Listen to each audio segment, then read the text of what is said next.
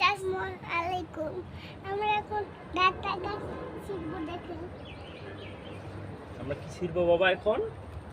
Data গাছ, data শাক, data গাছ না। ডাটা গাছ আর শাক। আমরা ডাটা শাক এখন উঠাবো, তাই না? হ্যাঁ, ডাটা কাইটা আবার ওর ভিতরে রাখি। ওর ভিতরেই ছেড়ে দিই, এই জন্য তো, নাহলে মাটিগুলো বাইরে পড়ে যাবে।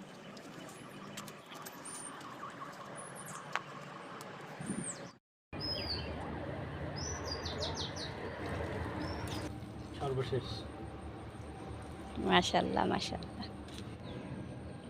একটা পাঁচটা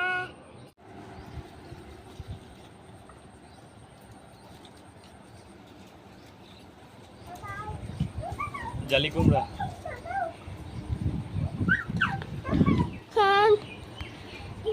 দেখেন বাবা আমরা এখানে কি কি নিয়েছি দেখো তো। করলা, তারপর জালি কুমড়া, তারপরে ডাটা শাক। তাই না? হ্যাঁ, চলো